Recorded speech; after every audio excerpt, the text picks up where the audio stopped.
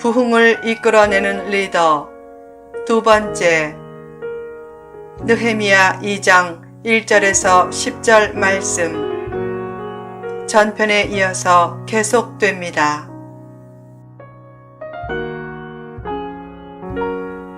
성벽 재건의 역사는 느헤미야의 헌신을 발판으로 이루어졌다. 좋은 일에 자기를 드릴 줄 아는 사람이 많아질 때 그 공동체는 희망이 있다. 세상에서 제일 무서운 것은 에이즈나 암이나 핵폭탄이 아니라 이기심이다. 헌신이 없으면 가정이나 교회나 나라나 소망이 없지만 헌신하면 희망이 보이고 축복의 문이 열린다. 사람들은 자기를 드리면 손해인 줄 알지만 실제로는 자기를 드릴 때 자기 영혼을 얻고 남의 마음도 얻고 환경의 도움도 얻는다. 노무현 전 대통령은 능력과 인맥보다는 자기를 버리는 삶을 통해 대통령까지 되었다. 1990년 3당 합당 때는 거기에 동참하지 않고 자기를 버림으로 지역 감정을 해소하는 상징적인 인물로 떠올라 잃은 것보다 얻은 것이 많았다. 1992년에는 야당으로 당선이 불가능한 부산에 출마해서 낙선했지만 그 일로 1993년 민주당 최연소 최고위원이 되었다. 1995년의 지자체 선거와 1996년의 국회의원 선거에도 야당으로 출마해 떨어졌지만 그 일로 야권의 전폭적인 지지를 얻어 1997년 야당 부총재에 올랐고 1998년에는 정치 1번지라는 종로구 보궐선거에서 승리했다. 그때도 자기를 버림으로 1, 2년 후에는 더 많은 것을 얻었다. 2000년 국회의원 선거 때도 당선이 불가능한 부산에서 출마해 낙선했다. 사람들은 그 버리는 모습에 열광했다. 그 일로 대통령의 신임을 얻어 해양수산부 장관이 되고 결국 대통령까지 되었다. 하나를 버리자 얼마 후 더 많은 것을 얻은 것이다. 대통령이 된 후에는 대통령 권력까지 버리겠다고 연정론을 펼쳤지만 그때는 큰 열광이 없었다. 버리는 삶이 더 많은 것을 얻으려는 계산된 헌신처럼 느끼는 학습 효과가 생겼기 때문이다. 결국 연정론에 대해 지지자들은 대의를 위한 순수한 결단이라고 주장했고 반대자들은 더 얻으려고 버리는 정치적 계산이라고 주장했다. 결국 노무현 전 대통령에 대한 평가는 헌신이냐 계산이냐에 대한 진실평가의 연장선에서 이루어지고 있다. 영적인 면에서도 하나님은 진실을 보고 평가하신다. 헌금할 때 어떤 사람은 하나님의 은혜에 감사해서 드리지만 어떤 사람은 더 많이 받으려고 드린다. 후자의 심리를 이용해 옛날의 한 부흥사는 선불 11조 주장으로 물의를 일으켰다. 그때 그 부흥사는 1억을 벌고 싶으면 먼저 1000만 원의 11조를 선불로 드리라고 했다. 그처럼 얻으려는 계산으로 드리는 것은 인격적인 사랑과 마음을 주고받기를 원하는 하나님을 심하게 모욕하는 행동이 될 수 있다. 하나님은 계산된 헌신을 통해 축복과 목표 달성에만 염두에 둔 기복주의자에게 참된 축복을 내리지 않지만 순수한 마음으로 헌신하면 반드시 그 헌신을 기억해 더 좋은 것으로 채워주신다. 결국 공동체와 영혼을 망치는 것은 바깥의 환경이 아니라 자신의 이기심이다. 이기심만 잘 다스리면 사탄에게 영혼과 행복을 결코 빼앗기지 않는다. 어느 공동체든지 얻을 생각보다는 드릴 생각을 먼저 하는 사람을 통해 그 공동체가 부흥하고 발전한다. 왕이 어느 때에 돌아오겠느냐 고 묻자 느헤미야는 스스로 기한을 정했다. 그에게 스스로 기한을 정하게 한 것을 보면 왕도 크게 감동했음을 알 수 있다. 그때 느헤미야는 계속해서 담대하게 왕 앞에 아뢰었다. 왕이여, 괜찮으시면 강 서편 총독들에게 내리는 조서를 주사 저희로 저를 용납하여 유다까지 통과하게 하시고 또 왕의 삼림 감독 아삽에게 조서를 내려 저로 전에 속한 영문의 문과 성곽과 나의 거할 집을 위해 들보로 쓸 제목을 주게 하소서. 느헤미야는 왕 앞에서 왕이여, 저를 보내주는 것만도 감사한데 무엇을 구합니까? 아무것도 필요 없습니다. 라고 하지 않고 담대하게 구체적인 필요를 구했다. 왜 그렇게 담대하고 떳떳하게 구했는가?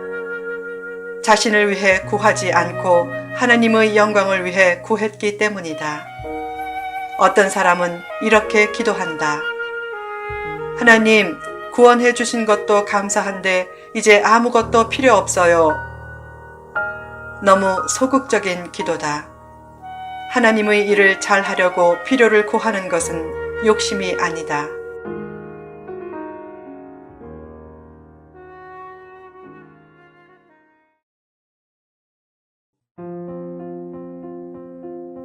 어떤 선교사는 급한 필요가 있어도 잘 알리지 않는다. 물질적인 필요를 알리면 구걸하는 느낌을 받기 때문이다. 그러므로 선교사를 만나면 필요를 먼저 물으라. 그러면 무엇이 필요하다는 말이 반드시 나온다. 물질적인 필요를 먼저 언급해서 구하는 것은 쉽지 않지만 욕심이 아닌 거룩한 비전을 위해서라면 담대하게 필요한 것을 언급해서 믿음의 동지들과 기도 제목을 나누라. 그때 느헤미야가 자기 필요를 상세하게 즉시 앓을 수 있었던 것은 기도하면서 이미 마음과 생각으로 구체적인 재건 계획을 세웠기 때문이다. 기도하면서 구체적으로 계획도 세우고 준비하라. 왜 많은 꿈과 비전들이 성취되지 않는가? 계획과 준비가 없기 때문이다. 땀이 없는 축복을 믿지 말라. 행운도 노력하는 사람에게 찾아온다. 야구에서 투수가 잘 던지지 못해도 타자들이 잘 쳐서 이긴 행운의 승리도 많다. 그런 행운도 노력과 실력에서 비롯된 보너스다. 우연한 행운을 믿지 말라. 우연으로 보이는 것도 사실상 하나님의 계획과 섭리로 이루어진 것이다. 하나님은 계획하는 하나님이다. 그처럼 하나님의 성품을 따라 최선을 다해 계획하고 준비하라. 5. 역경의 극복. 느헤미야가 자신의 소원을 담대하게 말하자 왕이 어떻게 반응했는가? 괘씸하다. 내 곁을 떠날 생각만 하면서 어떻게 그렇게 많은 것을 요구하느냐? 라고 반응했는가? 아니었다. 신기하게 그때만은 왕이 순순히 모든 요구를 들어주었다. 그에 대해 느헤미야는 하나님의 선한 손이 자신을 인도했다고 고백했다. 모든 일이 잘 풀렸다. 그러나 늘 순조로운 일만 있지는 않다. 느헤미야가 왕의 총독으로 군대 장관과 마병을 거느리고 유다 지역으로 가서 강 서편의 총독들에게 왕의 조서를 보여주었을 때 모든 사람들이 환영한 것이 아니라 사마리아 지역의 총독으로 있었던 산발랏과 그의 신하인 도비아가 근심하며 느헤미야의 앞길을 방해했다. 인생이 항상 잘 풀리지는 않는다. 특별히 하나님의 일을 하려면 사탄이 공격하고 반대자도 만나고 역경도 만난다. 그래도 비전을 포기하지 말고 계속 기도하며 믿음으로 나아가라.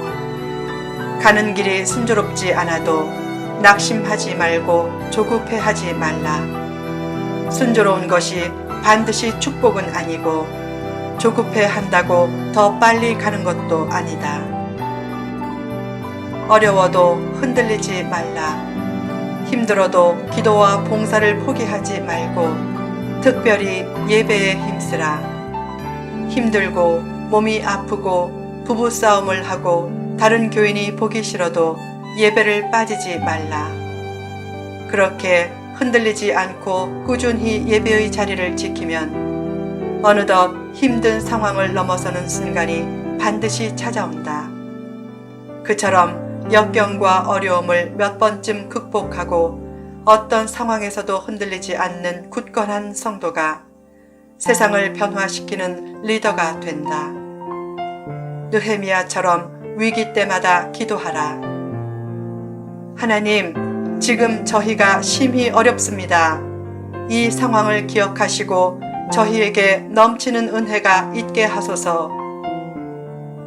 그 일을 이루려면 영혼의 상태를 살피고 먼저 자신을 회복시키라. 자신이 회복되면 그 은혜가 타인에게 전파된다. 어떤 한 사람이 아무리 연약한 존재처럼 보여도 그가 진정으로 변하면 그를 통해 많은 선한 역사가 일어날 수 있다. 19세기 초 어느 날 에드워드 킴볼이란 주일학교 교사의 반에 시골에서 갓 올라온 한 소년이 들어왔다. 그 소년은 구둣방에서 일하는데 학교는 가보지도 못했고 성격도 어두웠다.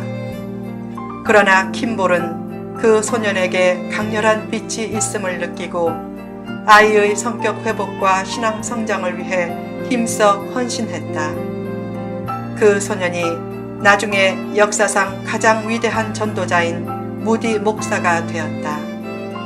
한 사람이 연약해 보여도 하나님이 쓰시고자 하시면 그를 통해 위대한 일이 이루어질 수 있다. 무디나 느헤미야처럼 자기를 드림으로 공동체를 부흥시키는 거룩한 기초석이 되라.